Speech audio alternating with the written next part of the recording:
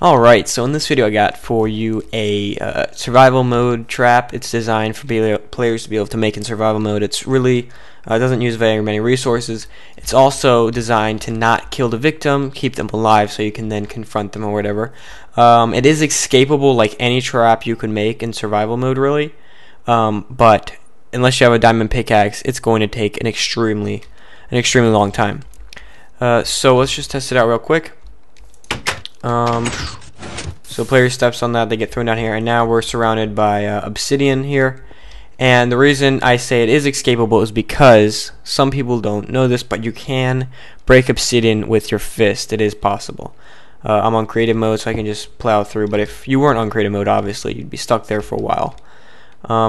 So like I said, most players don't know that you can break obsidian with anything other than a diamond pickaxe.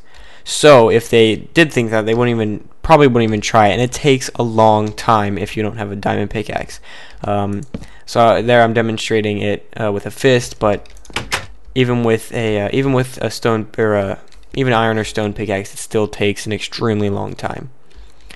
So it's a pretty simple build. Let me just tear up the floor a little bit.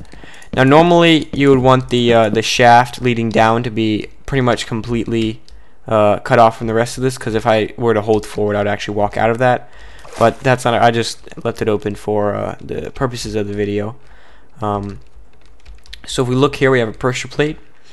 Player comes in and stands on it. Oh, and I want to add one more thing. This isn't a trap designed to make your house griefer proof, because a lot of times when I do traps people say, oh well, if I'm going to grief someone I come in through the walls or the ceiling. This is just me demonstrating a trap to you guys.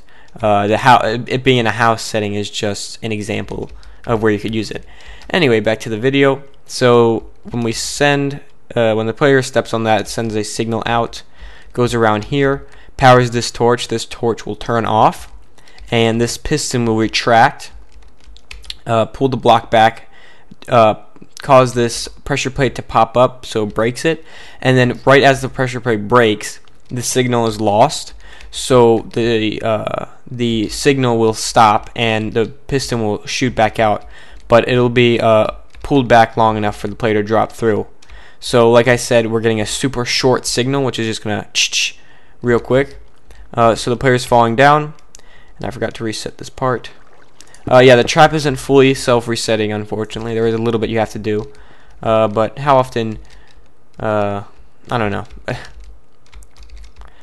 But it's not that big of a deal to it's not a huge hassle to reset it. So player falls down. The lava there isn't designed to hurt the player. It's just for the water flows through and make obsidian. I'll show you that in a second. But then the water down here will break the fall of the player. Even if that's not there, it only does like 4 hearts. But when it's set up like this, it does like 1 heart from the lava real quick, and that's pretty much it. So we have that signal coming from this pressure plate, goes down here, a spiral down here, through here, and then this piston will pop out. It'll push out, and this is not a sticky piston. So if I middle mouse click on it, we can see I get a normal piston. So it's gonna push that out, and like I said, the signal is really short, so it's immediately gonna retract again, and that'll leave a gap for this water to flow into this lava right after the player falls through. So they won't have any time to react to what's going on. They'll just be boom, boom, boom, and then they're trapped in obsidian. So like I said, it's a super simple trap. Doesn't take much resources to do. If you guys like this video, don't forget to leave a like, and thanks for watching.